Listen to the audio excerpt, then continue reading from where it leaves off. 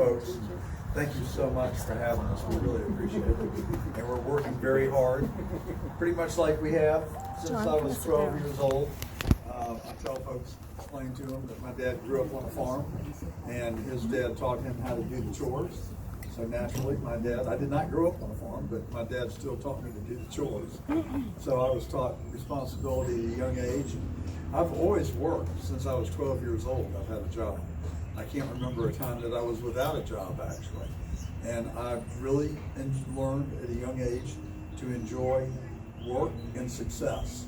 So I had a little business when I was 12. I sold Cokes and crackers to the workmen that were building houses around my parents' house. And I was very successful in that concessions business. But I started my career, well, first of all, I'll share with you that I am a husband of 43 years. My wife Helen is back in Atlanta. She's sorry that she couldn't be with you all today. But we've worked hard to raise 3 wonderful adult sons, and we've worked hard to build 2 successful businesses, and we've worked hard to give back to our community. We founded the Friends of English Avenue, which is a wonderful charity that we've helped revitalize an area in Atlanta. And then I was chairman of the board of Skyland Trail, which is a facility that treats people with mental illness.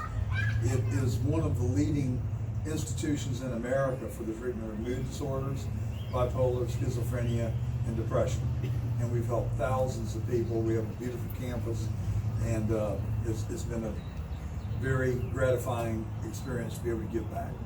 So I've been pretty much semi-retired for the last 3 years, and my wife and I have enjoyed our retirement. We've had a great time together. My biggest decisions were whether to bike to breakfast or drive the car, and whether I was going to go ride the bike after breakfast or play tennis. And so, but I've also worked on the case against the Fulton Board of Elections, Jeffords versus Fulton Board of Elections. And so it has brought me front and center to the evidence of the 2020 elections. And I have talked to the witnesses, I've interviewed the witnesses, I've seen the images on the Secretary of State's website. I've played devil's advocate with our forensic accountant, and I've interviewed the witnesses who reported seeing a whole pallet full of absentee ballots that were pristine, that were all scored identically, appeared to have been filled out by a printer rather than a human hand. And what the mainstream media will not tell you is that Judge Brian Amaro, who had that case, ruled that we had made out a prima facie case for fraud. That's pretty significant. You know, the media keeps saying, oh, nobody's found any fraud. Well, Judge Amaro did, and he ruled that we had made out a case for fraud, and also ruled that we be allowed to inspect the absentee ballots. But we never got to the time, place, and manner of inspection, and just completely out of left field, Judge Amaro dismissed our case on the legal theory of standing. 10 months into the case. Usually that decision is made in the first week. And so it was a 180-degree turn, which I can't explain. But we've refiled now with David Perdue as our petitioner. The United States Supreme Court has said that a candidate for office has an absolute right to contest and challenge an election based on fraud. So that case has been pending for about 2 months, and 3 weeks ago the judge instructed the clerk of the Superior Court, who has a custodian, is the custodian of the absentee ballots, to preserve the evidence. Well, state law already requires that the clerk preserve the evidence for 22 months, but by virtue of the fact that the judge went the extra step to tell her to preserve the evidence, we felt like was a good sign for our case. So we'll see how it goes. But you know, there have been 63 cases around the nation. The mainstream media says they've all been dismissed with no finding of fraud. Well, of course there's no finding of fraud. You have to look for the fraud to find the fraud, and if you don't look, you're never going to find fraud. And so all those cases were thrown out on standing. Not a single evidentiary hearing. Now we were able to take some depositions and interview some witnesses, so we've got probably more evidence in our case than most, and so we're excited with the prospect of moving it forward. But you know, I concluded you can't get justice in the courts. The mainstream media is covering up the truth. They lie about it. They call it the big lie, which I call the biggest lie. So we're just going to see who can be the biggest liars. And right now, the mainstream media is winning. And it's very disturbing to me to see what is happening for reasons that I don't understand. Why would anybody, for their own selfishness, greed, misplaced ideology, want to destroy the best republic on the face of the earth since the beginning of mankind? We've got something very special in America, and it's worth fighting for, and it's worth preserving. So that's why I'm running for Attorney General. I look to see where could I insert myself to try and make a difference as one person that wants to make a difference, because our constitutional officers have sure failed us. Every single one of them. And nobody more than Chris Carr, because he drafted the consent decree with Stacey Abrams and the Democrats. I had it. I don't know what I did with it. I think I left it. But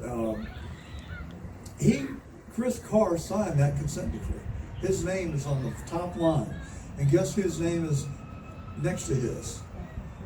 Mark Elias from Perkins Coie, the guy who, along with his law partner, invented the Russian hoax. So Carr sold out to these people. He let us down. I can assure you that John Gordon will not cave in to the liberals and to the Democrats, the Stacey Abrams. No, I would have said, I'll see you in court. I would just say, bring it. We'll fight you in court. But they gave us drop boxes. They gave us millions of applications for absentee ballots. And I don't understand, again, I just don't understand why our constitutional officers will not stand up for us and will not defend the truth. And that's all I care about. I just want the truth. So when I'm Attorney General, I will open an investigation into 2020, and we will develop the facts, we will expose the fraud, and I'm going to hold the people that did this accountable. Lock them up. Yes. We will do it. Amen. Sure. On that consent agreement, or that settlement agreement that because I confronted Chris Carr on this, for me personally, about it. Not only did he sign it, his deputy attorney general signed it, and also counsel for the currently counsel for the GOP, Vincent Russo, and also he represented the Secretary of State's office as attorney. How could that is a total, I mean, I worked in the legal field for a while, that is a total conflict of interest. No, any law firm, we always go through the conflict of interest inquiry. How could he sign for both? The GOP, why hasn't anybody brought that up? Well, I brought it up a lot, and Response, really. I'm sorry? Make the response. I will. I can wind up if we need to move on, because I want to be respectful of Jeannie and I was just TJ. curious about that. No, I think this is a legitimate question, and it's consistent with his mindset. He goes all around telling people that he can't do this and he can't do that because he's responsible for representing the executive branch of government. That's his mindset. And my mindset is the Constitution of the state of Georgia, which says the Attorney General, all the officers of the state, are servants of the people. So you just rest assured that when I'm Attorney General, I'm going to look after your interest, and if they're compatible with the governor and the Secretary of State, great. But if they're not, I'm going to err on the side of the voters and the citizens of Georgia. So I'll give you two more things really quick. We're going to protect our communities. You saw all the burning and the destruction of property, the rioting and the looting. To my knowledge, nobody's been prosecuted. Our district attorney in Fulton County is so busy conducting a political witch hunt against our president for a phone call where he was complaining about election fraud that we know happened.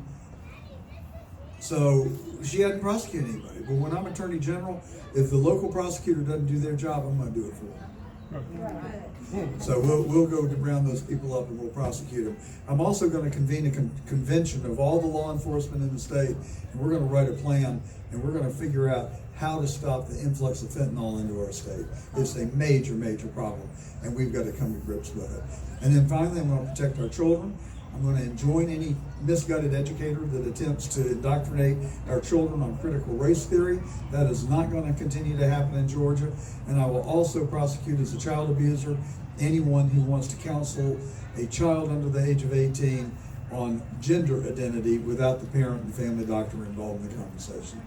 So I'm pleased to have been endorsed by Speaker Gingrich, Ambassador Evans, the Veterans for America First, Admiral Charles Kubik, who oversaw building the wall at the southern border, Black PAC, Guy Milner, State Senator William Ligon, and the 45th and 47th President of the United States, Donald J. Trump. John Gordon for Attorney General, JG for AG.